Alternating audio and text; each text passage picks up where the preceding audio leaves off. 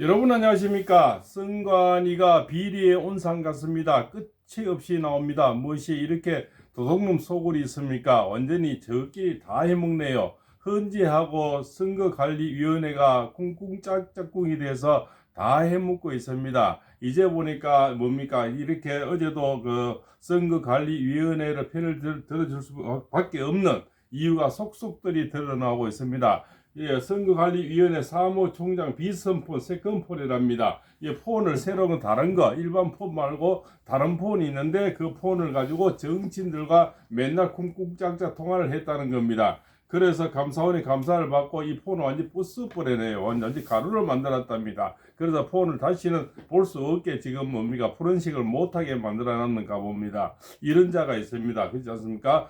자식들의 비리, 그 다음에 뭡니까 취업, 예, 또 짱짝꿍, 짭짭이, 노나묵기 이렇게 되니까 결국적으로 이자들이 행포는 날이 갈수록 끝이 없는 것 같습니다. 오늘 또 누가 뭡니까 저 안에 그 내부 고발자가 또 이렇게 양심선을 한 것이 있죠. 그것도 뭡니까 이 분명히 안에는 뭡니까 이 부정 그죠. 부정선거가 반드시 있다고 얘기를 하는 겁니다. 예, 그렇지만, 예, 자기가 처음에 들어갈 때, 작성을 했기 때문에, 예, 그래서 함부로 얼굴을 내비칠 수는 없지만, 그런 작성을 또 했다는 얘기도 나오고요. 여러 가지가 나옵니다. 그래서 헌법재판소가 바로 헌법개판소가 되는 것은 헌법재판소 지금 재판관 8명 중에 6명이 선거관리위원회 위원장을 했다는 겁니다. 우리 지방법원의 법원장들이 전부 뭡니까? 선거관리위원장을 하니까 결국은 다 한솥밥이라는 겁니다. 헌법개판소와 여기와 전부 다 한통속이라는 겁니다. 선거관리위원회. 그러니까 헌재도 이자들 편을 들어줄 수밖에 없죠. 아마 헌재 안에 있는 그런 재판관들, 그것도 정치인들, 그자승과 좌우 정치인들이 전부 선거관리위원회에 이렇게 넣기 쉬운 이런 뭡니까 직장에 자녀들이 얼마나 들어가 있을까 심히 의심스럽습니다. 그렇습니까?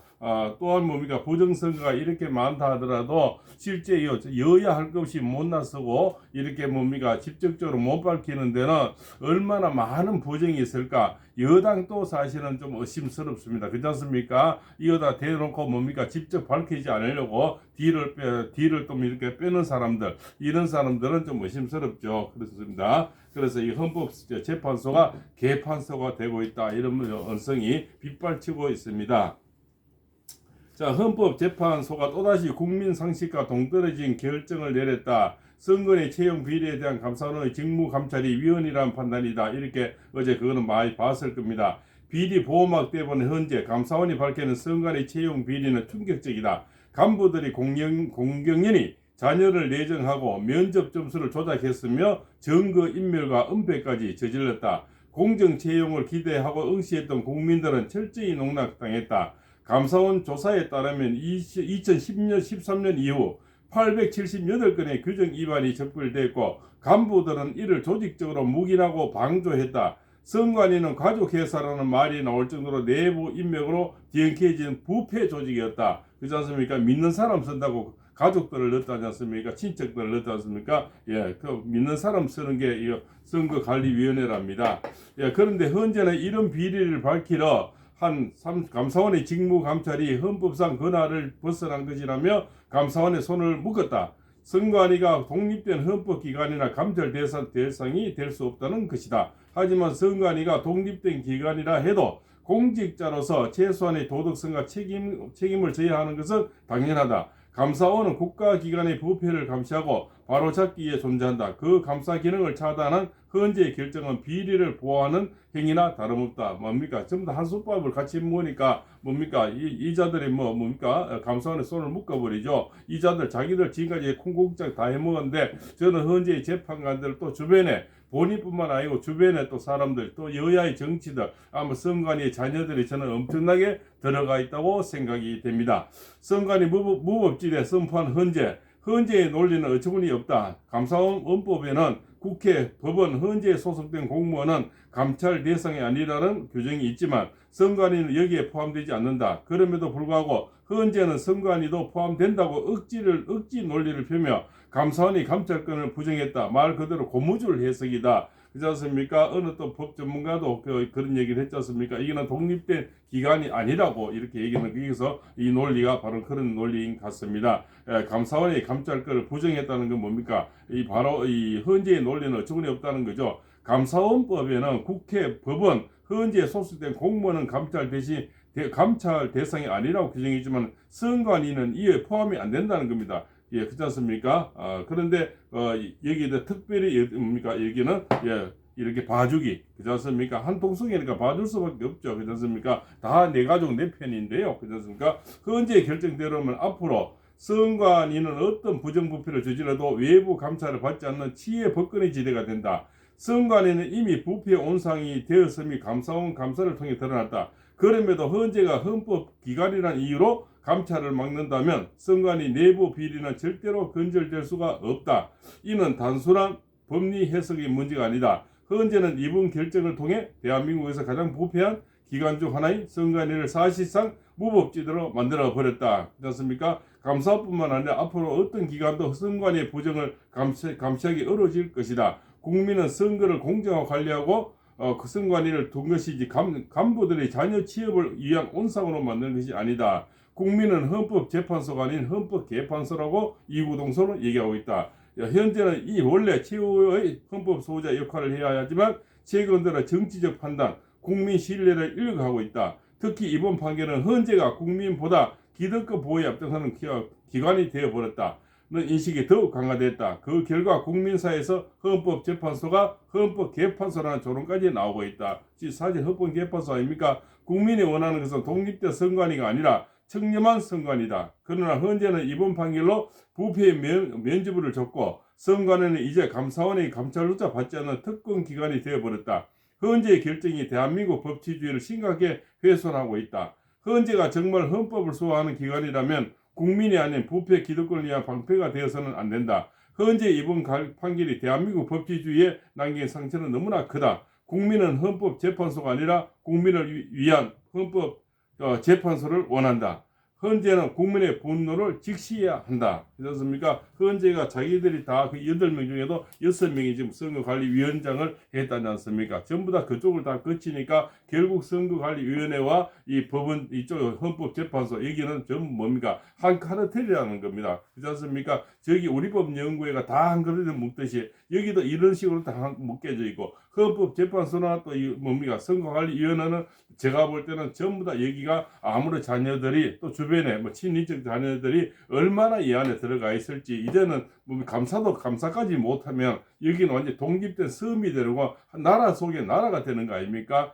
선관위는 나라 속의 나라가 되는 정부가 되는 거죠. 아무도 손을 댈 수 없는 그런 성적의 공간이 된다는 겁니다. 예, 여기가 뭐 명동 성당입니까? 그렇습니까? 이게 그런 자들이 근무하게 되는 꿈의 직장이 신도 부러워하는 그런 직장이 되겠죠. 선거가 몇 분 없자서 선거만 할 때 일하면 되는데 할 일도 없답니다. 컴퓨터가 다 하고 공무원이 다 하니까 결국 우리 선거하러 가보면 공무원이 다 하잖아요. 이 자들이 뭐 얼굴이나 봤습니까? 그렇습니까? 이 꿈의 직장이라는 겁니다. 그래서 50일 출장 가도 80일 갔다 와도 괜찮고 일본을 6번 갔다 와도 괜찮고 뭐 결근을 하든 뭡니까 여행을 가든 또 좀 이 간부들의 자녀들을 전부 해외 파견 보내놨다는 않습니까? 해외 가서 무슨 짓거리 한지 시큰 놀다 와도 된다는 겁니다. 그리고 이 자들이 지금 보면 전체 1조 원 정도 들어간다고 그러지 않습니까? 예산이. 그래서 이 자들은 꿈의 직장에 나라 안에 나라가 움직이고 있다는 거. 이제는 현재 이 자들이 이렇게 뭡니까?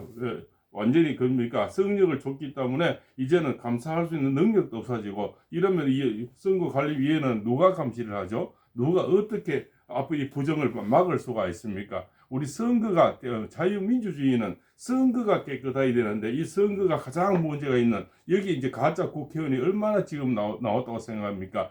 최소한 뭡니까? 저기 뭐 공병호 TV입니까? 40 몇 명 정도는 현재 가짜 국회의원이 있다고 지금 얘기를 하지 않습니까? 이 자들을 밝힐 지금 어떤 명분이 좀 사라졌는 거죠. 지금 가짜 국회의원이 많이 나와서 여야가 이렇게 기울어진 운동장이 됐는 거 아닙니까? 이걸 지금 밝힐 뭡니까? 명분이 없어졌는 거죠. 그렇지 않습니까? 감사원의 감사를 못한다는 이런 독립기관이라는 게 말이 안 맞다는 거죠. 이 자들은 실제 독립기관이 아니라고 얘기를 하는 겁니다. 서정욱 변호사가 아니라는 겁니다.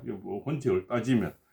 그런데 이 헌법재판관들이 전부 여기에 선거관리위원회 출신이니까 야들 다 저끼리 다 짬짬이 다 한 수법을 먹는 그런 자들이기 때문에 어제 그렇게 판결을 해줬다고 얘기를 하는 겁니다. 정말 대한민국이 썩을 대로 썩었습니다. 대통령이 왜 이런 걸 보면서 혼자 고민하시다가 결국 계엄을 할 수밖에 없었는 이유를 이제야 우리는 알 것 같습니다. 피를 토하고 싶은 심정입니다. 선거관리위원회에 대한 원성이 하늘을 찌르고 있습니다. 선관위 사무총장 비선폰 세컨폰을 가지고 있다면 이거를 전부 정치인들과 맨날 통화를 했다는 겁니다. 그래서 박살을 냈답니다. 그러다 누구도 알아보지 못하게 떳떳하지 떳떳하면 왜 폰을 박살을 냅니까? 아까운 핸드폰을 그렇지 않습니까? 전혀 지금 재생을 못하게 박살을 냈답니다. 그렇지 않습니까? 포렌색을 전혀 못하게 그렇지 않습니까? 얼마나 비리가 그 폰 안에 있으면 박살을 내겠습니까?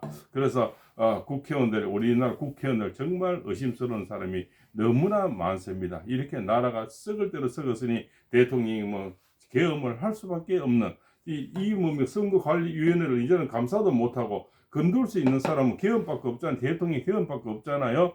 대통령이 파악했을 때. 그런데 또 이걸 내란이랍니다. 대통령이 왜 자리가 올라갈 자리가 없는데 무슨 내란을 합니까? 참 웃기는 자들이죠. 그렇습니까? 뭔가 원할 때가 갈 데가 있고 올라갈 자리가 있는 사람이 내란하고 쿠데타를 하는 거지. 더 이상 갈 데가 없는 사람이 무슨 내란하고 쿠데타를 하는 겁니까? 이 참 논리가 이상해도 한참 이상하지 않습니까? 내가 빼뜰 것이 없는 사람이 무슨 내란하고 쿠데타를 하는 겁니까? 그렇지 않습니까? 이재명이나 올라갈 데 있는 사람들은 쿠데타라고 내란을 하겠죠. 오동이나 그죠? 황정훈이나 그죠?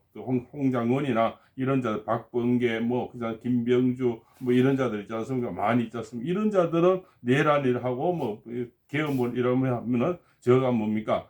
오히려 그죠? 쿠데타를 하겠지만 대통령이면 더 이상 올라갈 자리가 없는데 무슨 계엄을 그것을 내란을 하고 쿠데타를 하느냐 이렇게 얘기를 하는 거죠. 참 웃기는 짬뽕들입니다. 그죠? 결국적으로는 이 선거관리위원회는 어떻게 손을 봐야 됩니까? 그래서 대통령이 고뇌에 차서 결국 계엄을 했는데 이것이 오히려 또 주객이 전도되어서 이 자들이 지금 내란 범죄자를 몰아서 지금 이런 곤욕을 치르고 있고 지금 이는 헛재판을 하고 있다는 겁니다. 내란도 없는 재판을 지금 달빛 속에 달그림자 지금 재판을 하고 있다는 이런 현실입니다. 국민의 원성이 하늘을 찌릅니다. 오늘의 1,000만 명 탄핵 반대 집회가 열리고 있습니다. 정말 이런 소리가 그렇습니까? 이 헌법재판관들의 귀에 엄청나게 울려 퍼져야 되겠습니다. 박봉서입니다.